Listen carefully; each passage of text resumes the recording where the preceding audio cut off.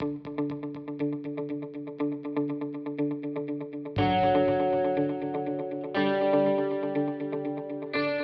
everybody, welcome back to our Equip series, and specifically we've been talking about biblical counseling, and today we want to talk about conflict resolution. Ooh. Now, I'm sure conflict has probably never happened in your small group or in your life, but I know for me at least, I could say that I've had a fair amount of conflict. I don't know about you, Katie. I have, and I hate it wholeheartedly. Yeah, some people love that kind of stuff, and other people don't.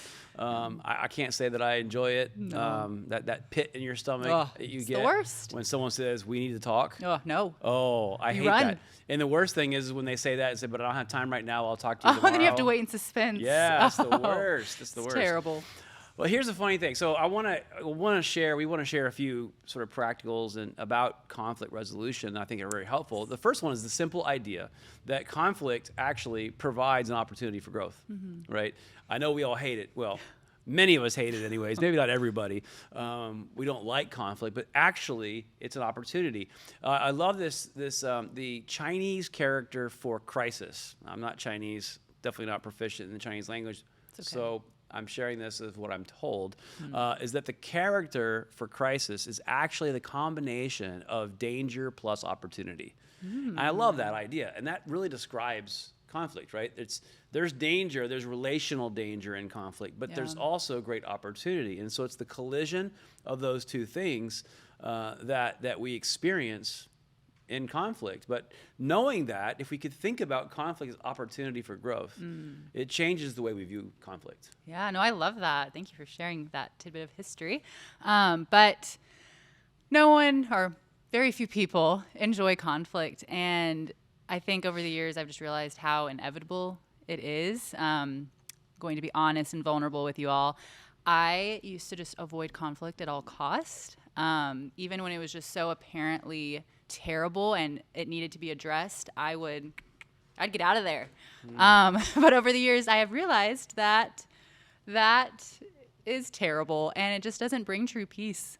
I think when we think we're avoiding conflict, we're maybe just not having to deal with it. It's out of sight, out of mind, but it never really goes away, and it actually keeps you from growing, and it just follows you where you go. I know in a previous episode we mentioned you take you wherever you go, you take you with you, and whatever conversation, whatever conflict you might be in, if you're not addressing it, it will catch up to you. A scripture that is very helpful for me is 1 Corinthians 13:5, and it says, "Love does not dishonor others. It is not self-seeking. It is not easily angered. It keeps no record of wrongs." And I think when we don't address conflict, we can be keeping a record of wrongs, or we can just not really be having that true peace with someone because we are just not addressing what's right in front of us. I know, like that saying, you just sweep the elephant under the rug. Am I butchering that? I think you mix some metaphors. Oh, no. There's sweeping things under the rug, and then there's the elephant in the room. I think that's what We could cut that out, Jake. But I think if we're not addressing Let's sweep the elephant under the rug. I know, but that doesn't make sense.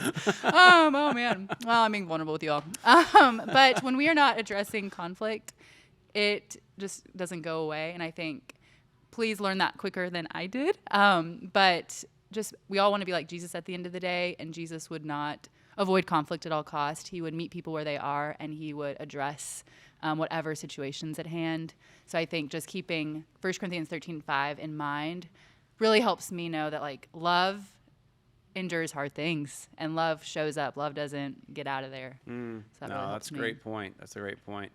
So there's opportunity in conflict, right? The second key idea that I would want to share is that it's helpful to understand the tension between tasks and relationships. I think that really all of conflict resolution falls on sort of this continuum. If you can imagine an X and Y axis, and if the X axis is let's say it's tasks, like getting something done. What do I mean by tasks? In other words, I need to accomplish whatever that is. And then the Y-axis is represented by the relational value you put on getting things done. So in other words, if something is if we're very high on getting the task done and very low on caring much about the relationship, then we're probably going to, we're going to probably try to win. It's going to be our way or the highway, right? Because now that's effective because something gets done, but it's not necessarily effective in maintaining a great relationship with people over time. Yeah. On the other hand, if we are very high on relationship and very low on the task at hand, then what ends up happening oftentimes is that we are what's the word I'm looking for? We basically capitulate. We give up. We kind of give into somebody else all the time, and so therefore we never really express our own sort of thoughts or opinions. We just rather maintain. We want the person to feel good about us, and we're not so worried about what our thoughts are. So we say nothing, and so then therefore that's very high on relationship, low on task. And then everything else is kind of so in those combinations of things, we all the different ways of conflict resolution sort of fall into that, right? So, for instance, avoidance would be, hey, I don't care about the relationship or the task. Oof. So I'm just going to avoid it. I don't want to make a decision. That was I me. don't want to have conflict. That was me. So yeah, and that's disrespectful to people, right? Yeah. But it's also It's a lose-lose. not helpful to you in getting anything accomplished that you're trying to do. So in the middle would be compromise. We all know that word. Compromise would be, okay, well, I care about the relationship. I also care about getting something done, so I'm willing to give a little as you give a little so we can get something done. Yeah. And then ultimately, what I believe is the best way to resolve conflict is called collaboration. That's where there's a high value of relationship as well as a high value of getting something done.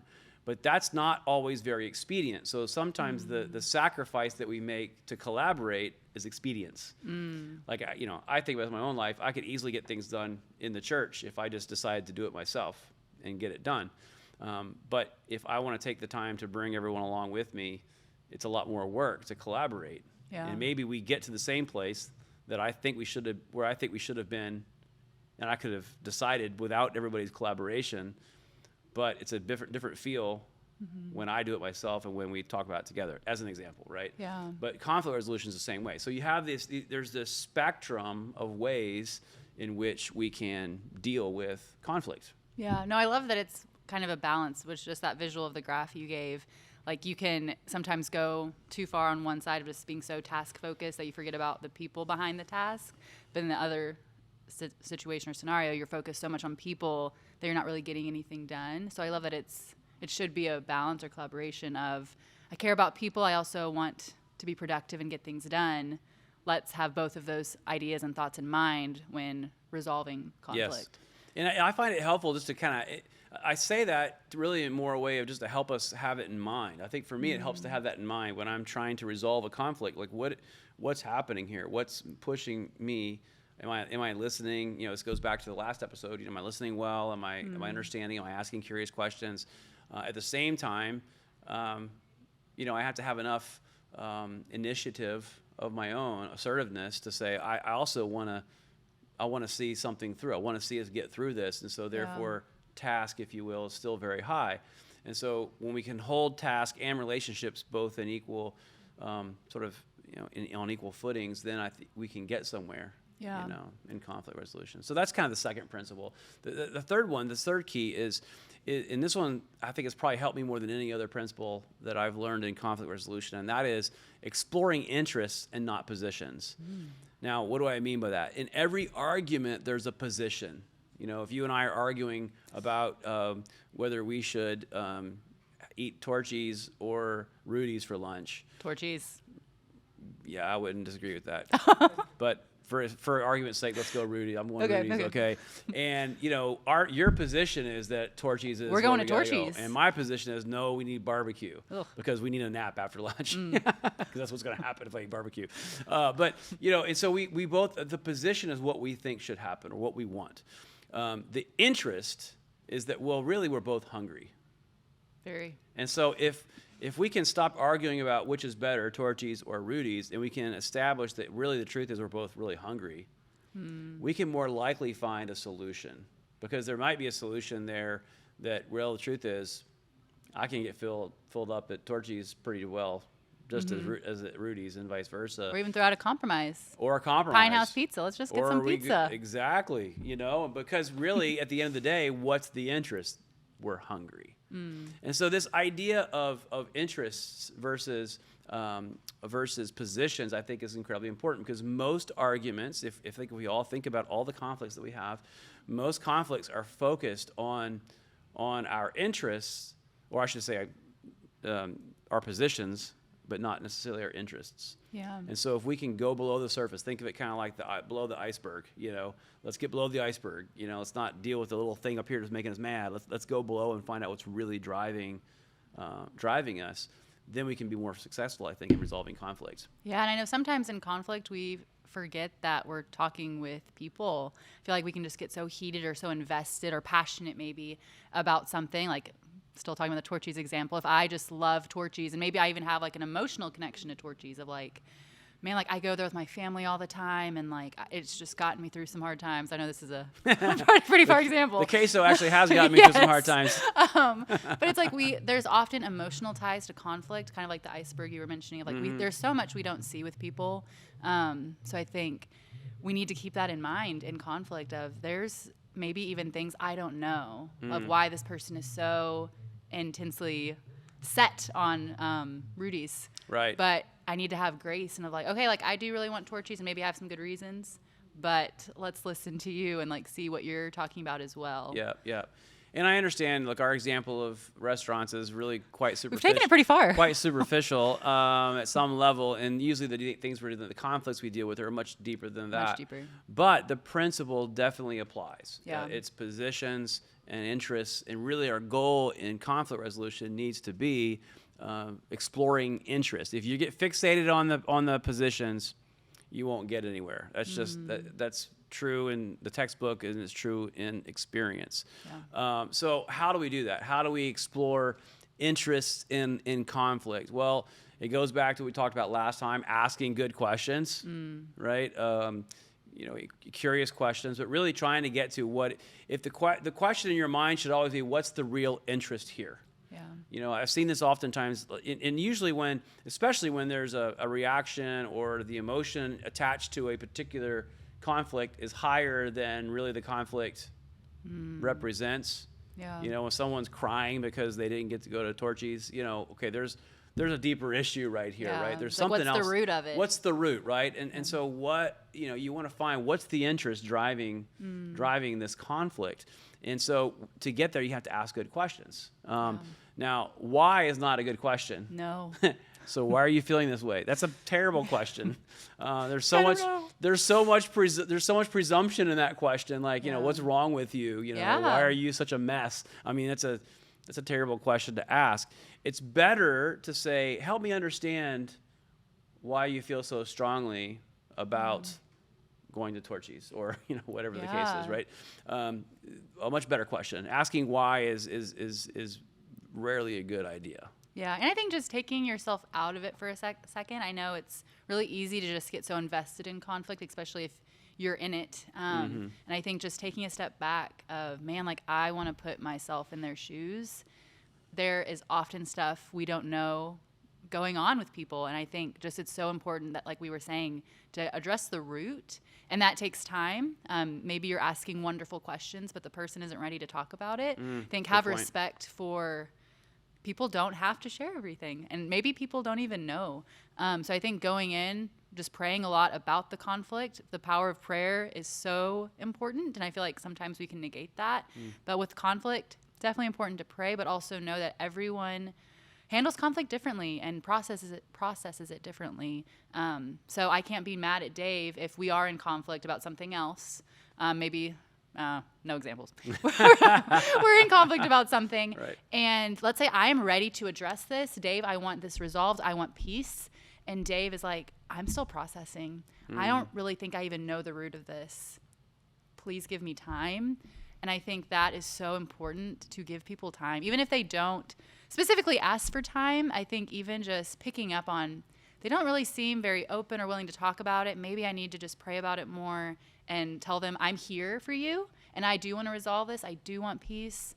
But let's maybe come back to this. And we've both had time to think and process more. Right. No, that's a great point. And, another thing we can do, a lot of this overlaps with what we talked about in the last session and in terms of listening skills, because obviously if we're going to get to interests and not just stay focused on the problems at hand, then we're going to have to ask questions and we're going to listen well, which kind of goes back to the listening skills we talked about last time. So some of this is repetitive, but listening for the unstated, right? Like we talked last time about our body language, but what about their body language? When you're listening, paying attention to how they're reacting to the things that are being said. 97% of communication is nonverbal, right?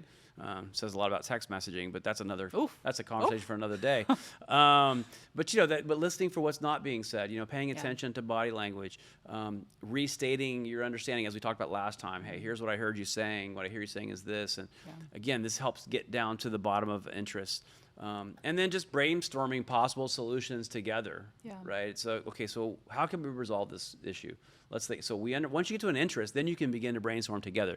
Now it's not me against you; it's us together tackling a problem that we are facing together, instead of being antagonistic towards one another. Yeah, and I love just the approach of like, at the end of the day, we're a team. Like I feel like Satan just loves when we have division, and that when we're divided and just we can all get worked up and just be like, okay, like I guess Dave and I are done. We're no longer friends. This is the end for us. And I feel like Satan finds so much joy in that, just acknowledging spiritual warfare and how real it is. So I think just taking that time to be like, at the end of the day, like Dave and I are both a team, and I'm sure like we can brainstorm something.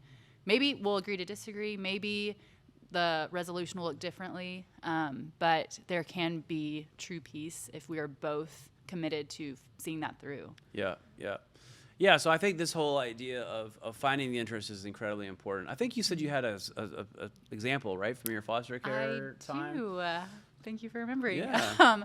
So I worked in foster care for about 2.5 years as a case manager, and just a little background, I have a caseload of families, of foster parents, and for each foster parent, they have what's called a home study. And without getting too deep into it, basically a home study just has a lot of personal information about each family, including like mental health diagnoses, just different traumatic experiences they've been through.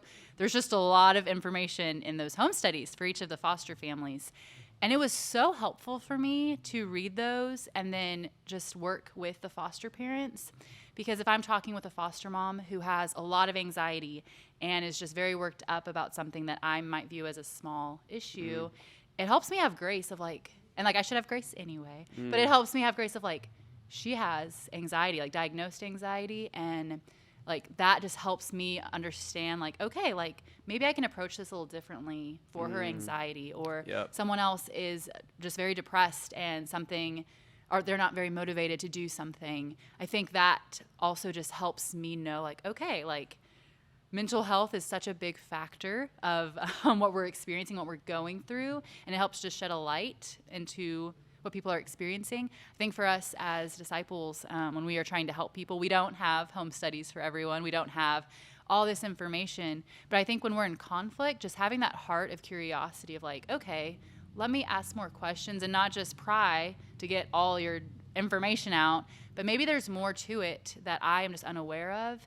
and the more information I can have about you and your experiences can maybe help me understand you more. And I think, again, it's about the heart of I want to resolve this, not the heart of let me know everything about you, but like how can we resolve this conflict so we can work to that true peace. Right. No, that's a great point. Home studies for disciples. That's a good idea. I like that. We can make it happen. That's a new idea.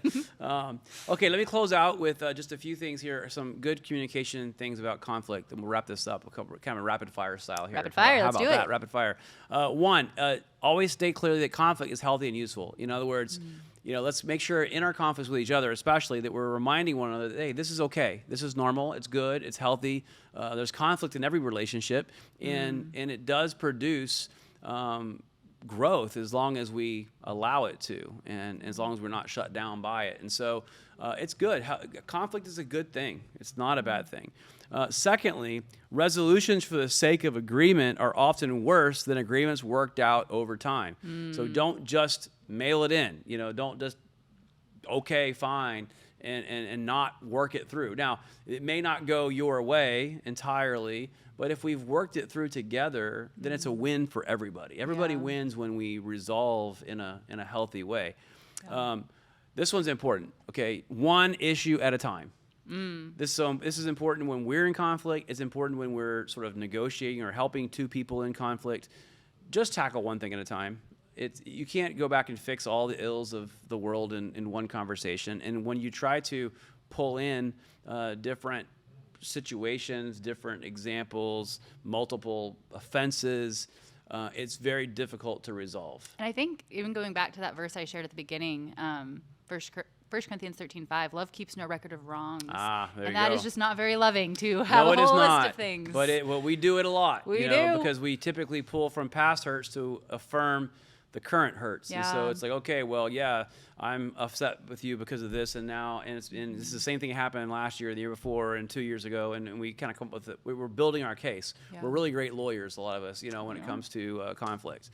Number 4, that was 3, right? That was 3. That was 3. We're on 4. Okay, We're number going. 4. Safety first is what I call it. If any party is uncomfortable with the forum in which you're having the conversation or the conflict, resolving conflict, then change the forum.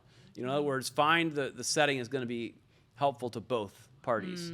So that might mean physical setting. It might mean who is involved in in kind of helping resolve the conflict and mediating, that sort of thing. But make sure that the parameters of the conversation, if it's a pretty intense conflict, are agreed upon by both parties. Yeah, no, I love that because I feel like those things are so important, the details, when we don't often realize it, of if I'm meeting somewhere where I don't feel safe, how am I going to even feel safe to dive deep into this conflict with you? That's right. That's a good point. Number 5, inappropriate behavior includes name calling, mind reading, inducing guilt, among many other things. But these are the things sometimes that we do in the course of conflict situations. Just getting upset, calling someone a name, or referring to someone in a derogatory way. Perhaps mind reading. Well, I know what you're thinking. None of us are God. Not a single one of us knows what somebody else is thinking. And if you ever think you do, then I think even the opposite of that, of like not expecting people to read your mind. That's right. That goes both ways. Both doesn't ways. It? That's a great insight. Yeah. And so you can't mind read. No one can. And we might think that we can. Oh, I know. No, you don't know. Yeah. And that's true about the future as well. You think you know what's going to happen, and you don't know what's going to happen. Yeah. Only God knows what's going to happen. We don't need to claim that. And then just, it's not about, when we're resolving conflict, there's not a necessity to induce guilt in someone else. Maybe there's some guilt to be had, probably on both sides, but that needs to be claimed by them, not by you, for them. And then finally, number 6, fair conflict always involves people who are judged with poor or inappropriate performance. In other words, what do I mean by that? I read the thing and I'm like, wait a second, what does that mean? It allows people. So in other words, okay, I didn't finish the sentence. That's what I did. I'm trying to help you, but I don't know what you mean. I know. What I meant was this: for conflict, always fair conflict always allows people who are judged with poor or inappropriate performance to know their accusers. In other words, okay. So let me rephrase. So let's say you come to me and you say, "Hey, Dave, I heard so and so said that you were, or I heard that you were acting out at the teen event last week." Well, who told you that? You weren't even there. Like I know. You can't speak about things that you weren't party to. And if you do want to speak about those things, then those names, those individuals need to be brought in. Really, they should be encouraged to come and talk to me, not you bring that up. And I think that happens a lot sometimes, not in our church circles, where we're trying to help somebody because we heard something and then we get excited, and that person was conflict avoiding, so we go initiate the conflict to so try we're kind of starting we're trying conflict too. We're trying to resolve a problem that we see, but we're starting a conflict because we didn't ask that person to go back and have that conversation themselves. And so that's what I mean by that. That was a long-winded way to get to one point, but and so I think those face-to-face encounters are in those kinds of ways of resolving conflict are incredibly important. Yeah, I think it's even important to just respect because I know like in different situations we can sometimes tell people like, please go tell this person that you feel this way. And again, just with time, like sometimes people don't go. Right. And maybe we think they should. They don't. I think you can't force true resolution. Right. So if people are not ready to go talk to them, I think just respect that and pray for them, and then maybe bring it up again or to see what the Spirit's putting on your heart. But definitely, I've been guilty of that before, trying to like have peace with people, but then it's actually like I'm inserting myself into it. So I think definitely be wise about conflict resolution and what the Spirit is actually prompting you to do. Right. So hopefully this has helped you guys. Just some conversation about conflict resolution. If you'd like to put this into practice, just go pick a fight with somebody, and Terrible and then you can advice. try these things Terrible. out. Actually, the conflict will find you. You don't have to go find it. That's very true. It will find you wherever you are. Thanks for your time, and we'll see you next time. Bye.